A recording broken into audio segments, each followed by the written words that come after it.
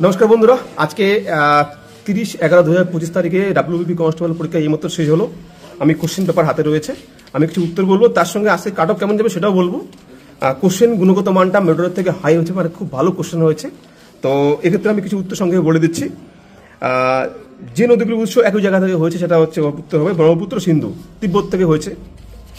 আচ্ছা, এরপরে রয়েছে পরিপাককারী এনজাইম মানুষের লালাংশে থাকে, এটা হবে হচ্ছে এমাইলেজ। লিপ ইয়ার কোন সালটা, সেটা 2004 সাল হবে। আর সূর্যের নিকটবর্তী দুটো গ্রহ হচ্ছে, এটা হবে হচ্ছে বুধ এবং শুক্র গ্রহ হবে। আর প্রচণ্ড ঝড়ের পূর্বে কেন ব্যারোমিটারের পারস্তম্ভ উত্তর নেমে যায়, এটা হচ্ছে বায়ুমণ্ডলীয় নিম্নচাপ, বায়ুমণ্ডলীয় নিম্নচাপের জন্য এটা হবে, বা চাপ হ্রাসের জন্য। কোনটি মিলেনি, অর্থাৎ রাজধানী কোনটি মিলেনি, এটা হবে মিজোরামের ইটানগর, এটা কিন্তু রং রয়েছে। তা নীতি আয়োগের চেয়ারম্যান আমরা সবাই জানি, এটা হবে প্রধানমন্ত্রী, এটা হবে। আচ্ছা, জাতীয় কংগ্রেসের অধিবেশনে প্রথম বন্দে মাতরম গানটি গাওয়া হয়েছিল, এটা হবে 1896। আচ্ছা, এরপরে রয়েছে নিচের বায়ুমণ্ডলীয় কোন স্তরটি সর্বাধিক বেশি আবহাওয়া সংক্রান্ত ঘটনা সংঘটিত হয়, এটা হবে ট্রপোস্ফিয়ার, সবচেয়ে নিচের যে স্তরটা রয়েছে। আবুল ফজলের আকবরনামা লেখা হয়েছিল, এটা হবে ফার্সিতে। ওস্তাদ আলী আকবর আমরা সবাই জানি, এটা শারদ, উনি শারদের জন্য ফেমাস রয়েছে ইন্ডিয়াতে। আচ্ছা,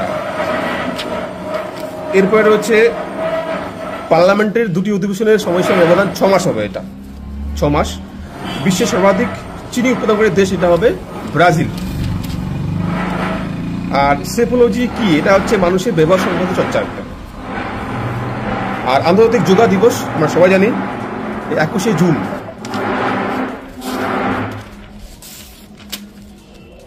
এরপর রয়েছে কোন রাজ্যগুলি বাংলাদেশের সীমানাকে স্পর্শ করেনি, এটা হবে পশ্চিমবঙ্গ, অসম, ত্রিপুরা এবং মিজোরাম।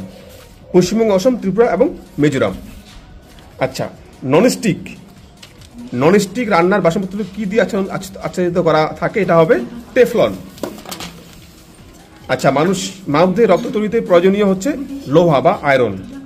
জাল্লিকুট্টা, যে সারের যেটা আমরা সবাই দেখে থাকি টিভিতে বা পেপারে, সেটা হচ্ছে জাল্লিকুট্টা কোন রাজ্যের উৎসব, এটা হবে তামিলনাড়ু।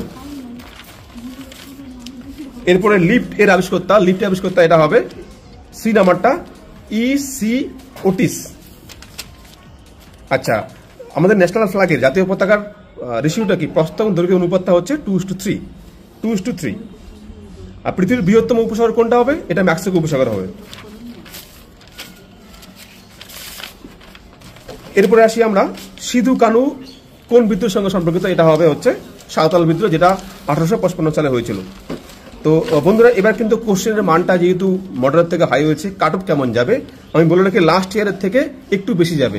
লাস্ট ইয়ারে যেটা যারা আনরিজার্ভ ছিল মেল 58 পয়েন্ট সামথিং ছিল, সেটা একটু হলেও বাড়বে, 60 কাছাকাছি যাবে। আর ফিমেলের ক্ষেত্রে 56 ছিল, সেটা 58 এর উপরে পেতে হবে। একটা আমি অনুমান করছি, এটা কিন্তু আমার অ্যাজাম্পশন যে এটাই হবে, এমন কথা নয়। আচ্ছা, এসসি কেমন ছিল, এসসি ছিল 54 মেল, ফিমেল ছিল 50, সেটা কিন্তু একটু হলো বাড়বে। আপনারা সবসময় 2-3 প্লাস করে রাখবেন। আচ্ছা, এসটি 46 ছিল মেল, ফিমেল ছিল 49।